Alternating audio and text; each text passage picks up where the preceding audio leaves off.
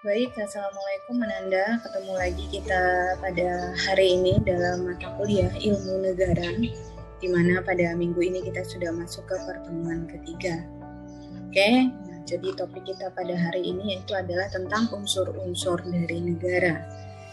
Oke, unsur-unsur itu adalah bagian yang tidak terpisahkan.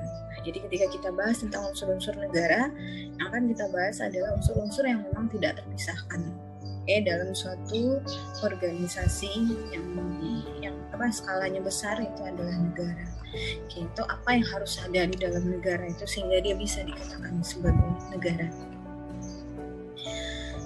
Nah, unsur-unsur negara menurut Konvensi Montevideo Pan-American atau Convention on Rights and Duties of States of 1933 itu dijelaskan bahwa unsur yang pertama itu adalah a permanent population. Kemudian atau permanent population ini itu disebut dengan penduduk. Kemudian yang kedua definite territory, itu adalah tentang wilayah. Kemudian yang ketiga the government atau pemerintahan. Jadi pemerintahan yang dimaksud itu adalah pemerintahan yang diakui, yang berdaulat, yang diakui secara hukum. Jadi pemerintahan secara de jure maksudnya. Kemudian a capacity to enter into relation with other states.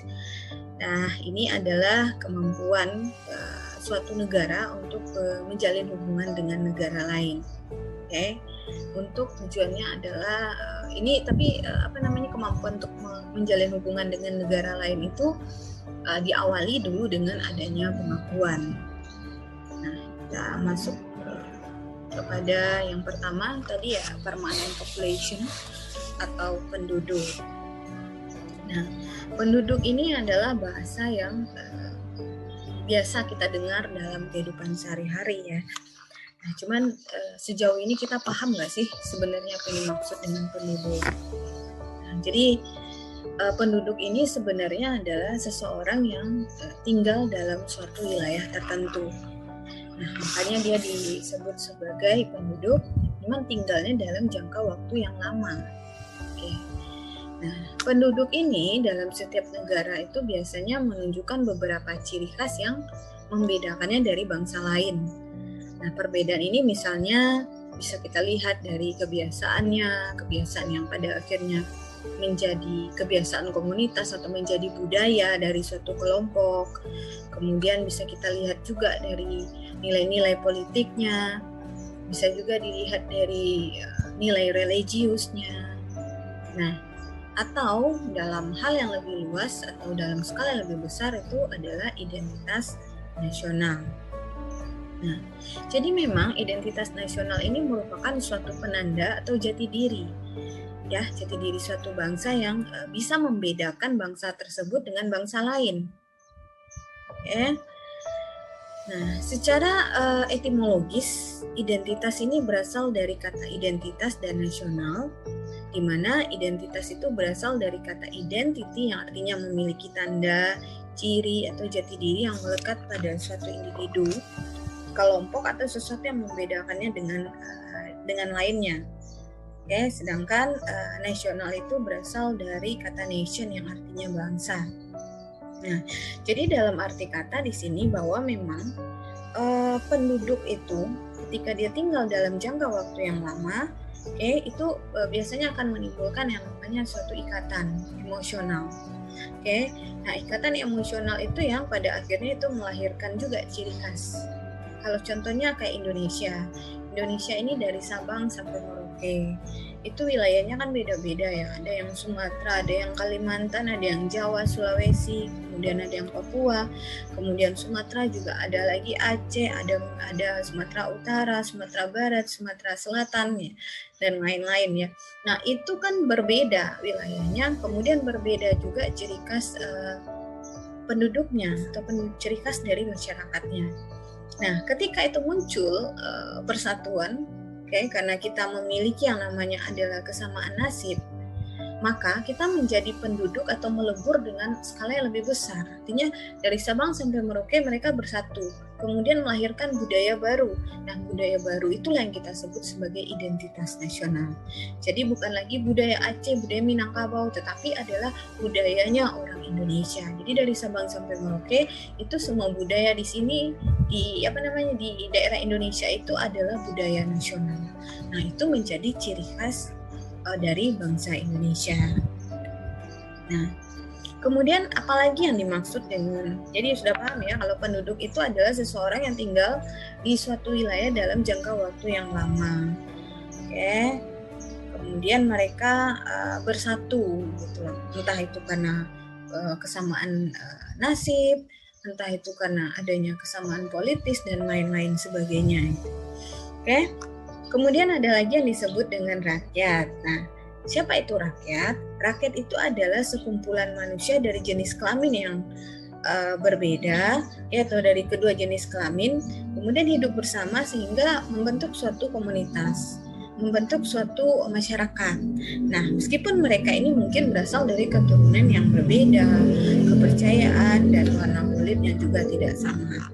Berarti rakyat ini lebih besar dibanding dengan penduduk. Nah, ada lagi istilah-istilah yang berkaitan dengan rakyat, ada yang disebut dengan rumpun. Oke, apa itu rumpun? Rumpunnya contohnya Indonesia ini rumpunnya rumpun Melayu kan termasuk kategori itu ya.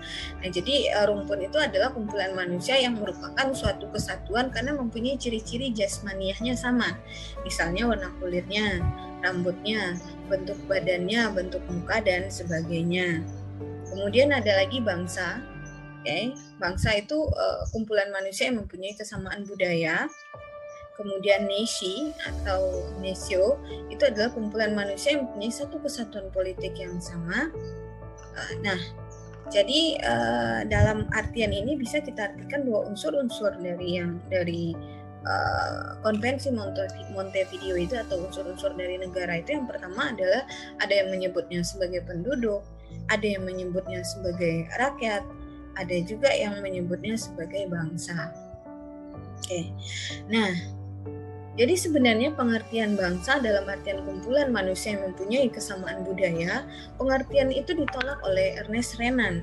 Kenapa? Karena beliau mengatakan bahwa bangsa itu adalah seseorang yang bersatu karena adanya kesamaan rasa atau karena adanya perasaan. Oke, apakah itu kehendaknya yang sama? Oke, keinginan yang sama untuk hidup bersama. Nah, yang timbul antara golongan manusia yang nasibnya sama dalam hal masa lalu atau memiliki sejarah yang sama. Nah, ini menurut Ernest Renan. Jadi bangsa itu adalah kumpulan orang-orang yang bersatu karena memiliki kesamaan rasa. Oke. Nah, apakah hubungan antara bangsa dan negara? Bahwa bangsa adalah elemen konstitusi dari nasi. Negara inilah yang kemudian menimbulkan bangsa. Nah, bahwa bangsa itu harus didahului oleh negara ini adalah pendapat dari Hans Kohn. Nah, kalau lihat dari artian ini, bahwa Hans Kohn ini mengartikan bahwa proses dari pembentukan itu berdasarkan sisi dari politisnya. Artinya karena mereka berada di wilayah yang sama, kemudian mereka menimbulkan rasa dan ikatan yang sama juga. Itu pendapat dari Hans Kohn. Kemudian bangsa sebagai organisasi formal dari rakyat, itu pendapat Sibelius. Jadi Sibelius ini menyatakan bahwa negaralah yang membentuk bangsa dan bukan sebaliknya, bangsa yang menimbulkan negara. Berarti Max Sylvius ini sependapat dengan Hans Kohn. Oke. Nah, itu adalah pengertian bangsa dalam artian politis sebenarnya ya. Nah, kalau dalam artian antropologis itu adalah karena kita memiliki yang namanya kesamaan suku, kesamaan bangsa, kesamaan agama gitu loh. Jadi bukan wilayah yang menjadi indikator utamanya, itu adalah dari sisi antropologisnya. Nah, kebetulan Hans Kohn dan Max Sibelius ini membedakan bangsa dari artian politis. Oke, kita lihat lagi. Kita sudah lihat tadi apa itu penduduk, kita sudah lihat juga apa itu rakyat, kita sudah lihat juga apa itu bangsa. Sekarang kita lihat apa sih yang dimaksud dengan warga negara. Oke. Nah, warga negara itu merupakan unsur hakiki dan unsur pokok dalam suatu negara. Oke, status kewarganegaraan itu menimbulkan hubungan timbal balik antara warga negara dengan negaranya. Jadi memang antara warga negara dengan negara ini, negara memiliki hak. Oke, warga negara memiliki hak juga. Gitu. Nah, kemudian negara memiliki kewajiban, warga negara juga memiliki kewajiban. Jadi ada semacam hubungan timbal balik. Nah, ada kewajiban dari negara yang menjadi hak dari warga negara. Ada yang kewajiban dari warga negara yang juga menjadi hak dari negara. Jadi status kewarganegaraan ini menimbulkan hubungan timbal balik antara warga negara dengan negaranya. Nah, namun warga negara ini siapa sih sebenarnya?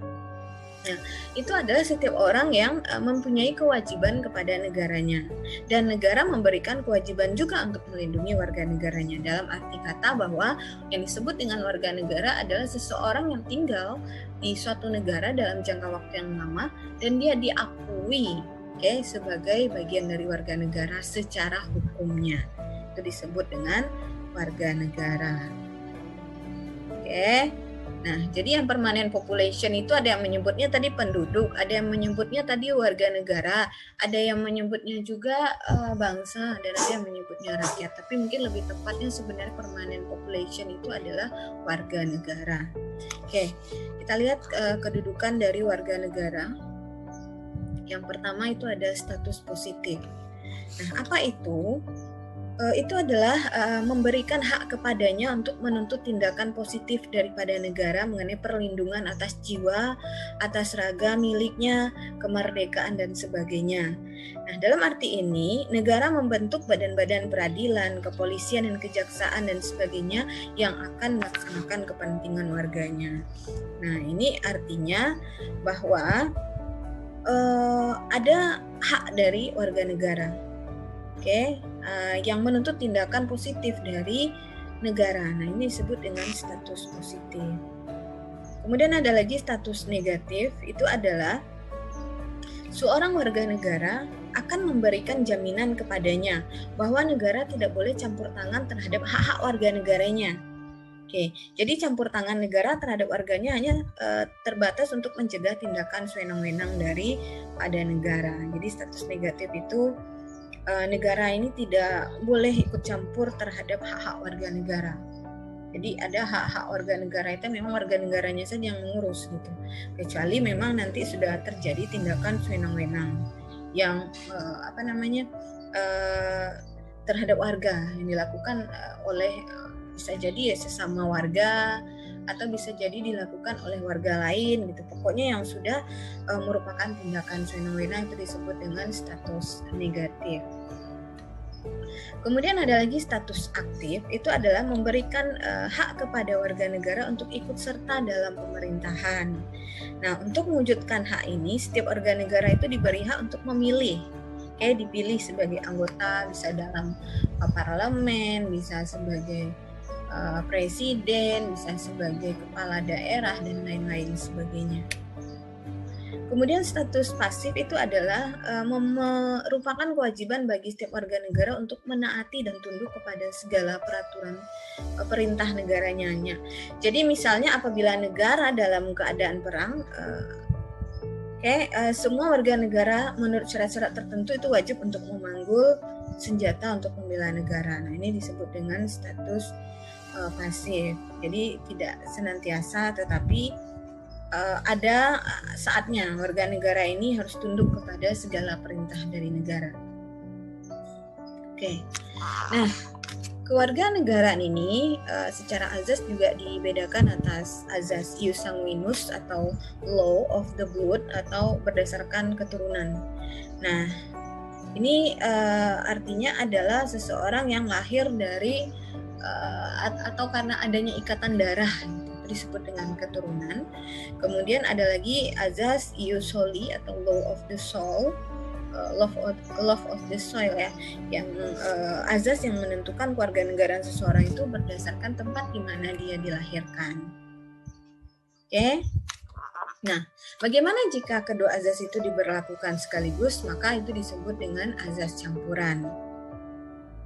masalah kewarganegaraan ini memang dalam realitanya ada kesulitan-kesulitan sendiri, di mana bisa menyebabkan seseorang itu memperoleh kewarganegaraan lebih dari satu yang disebut dengan dwi kewarganegaraan. Jadi seperti ius soli Belanda, ya sekaligus dia juga menganut azas ius sanguinus.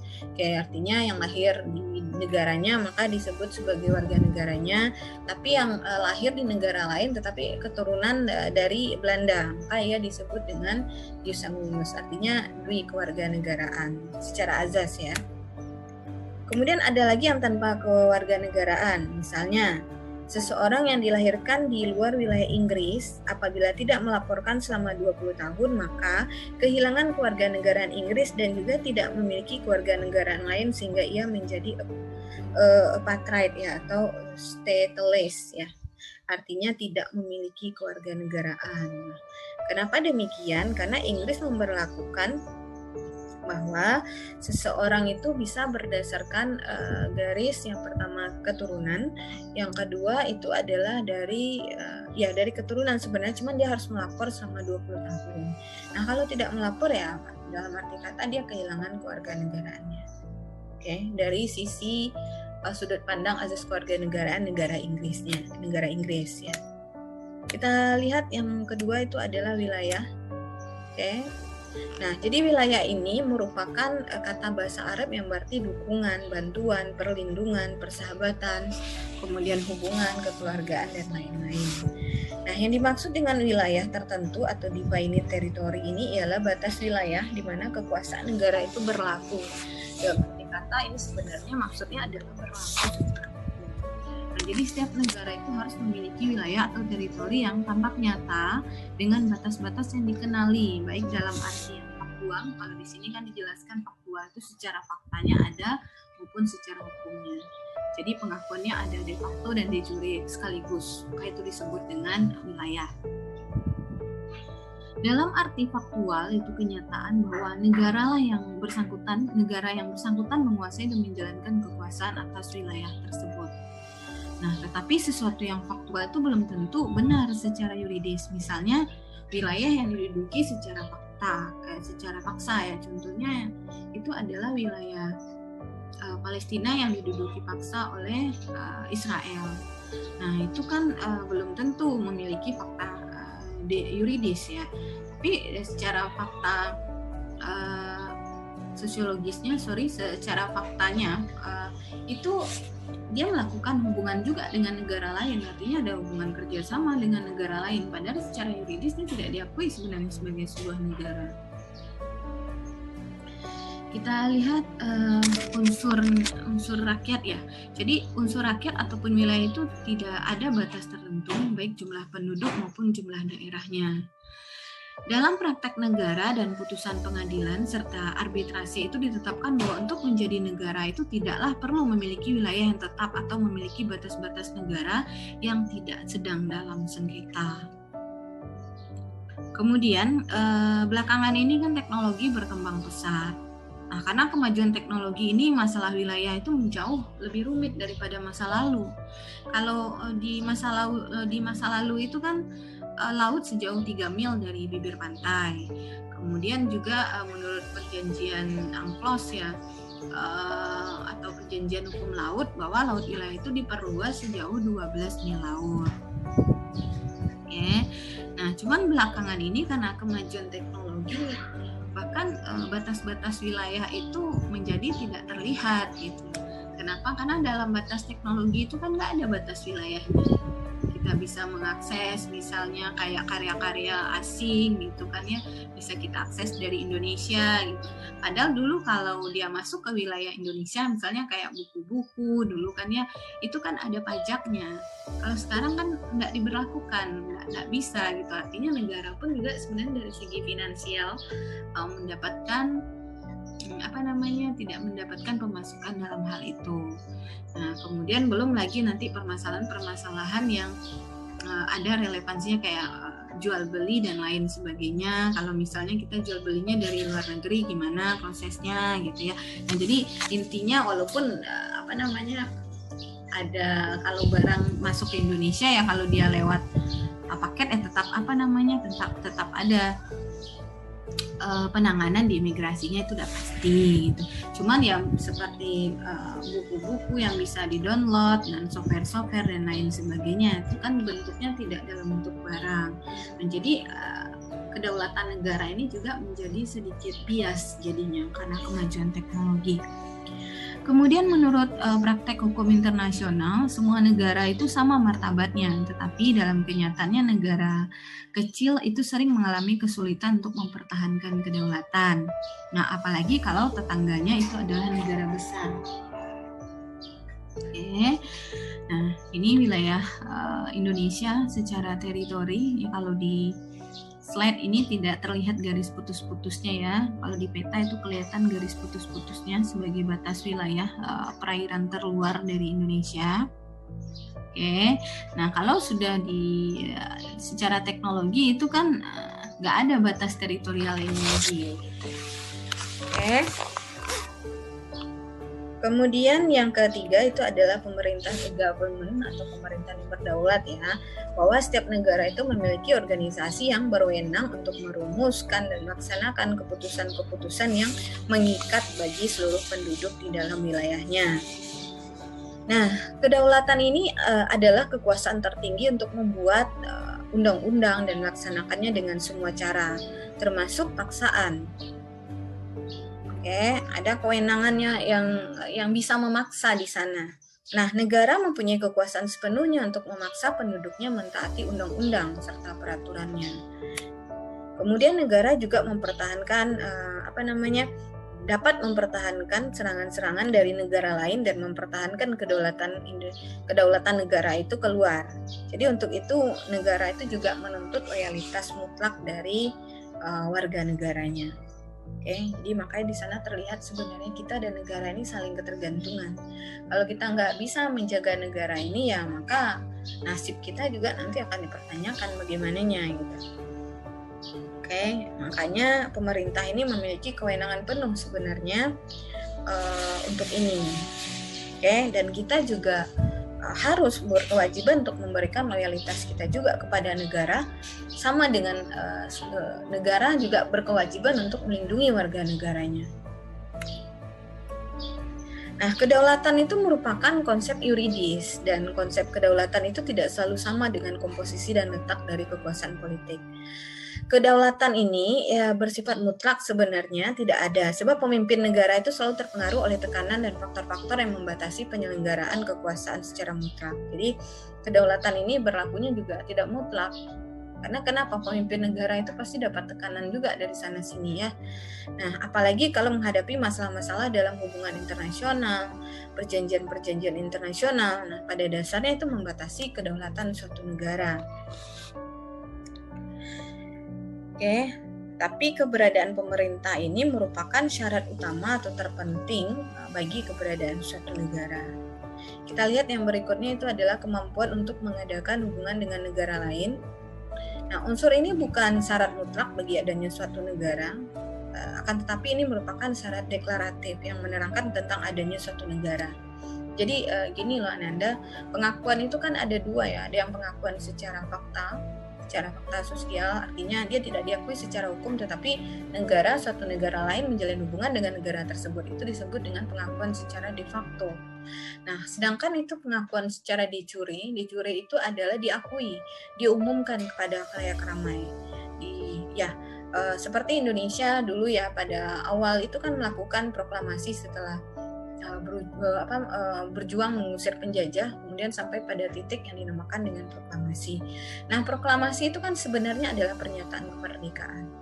Apa tujuan dari pernyataan kemerdekaan itu? Agar kita mendapat pengakuan dari negara lain. Jadi satu saja negara yang mengakui dan mengumumkan kepada khalayak ramai bahwa kita sudah merdeka, kita dianggap sebagai negara yang sudah merdeka.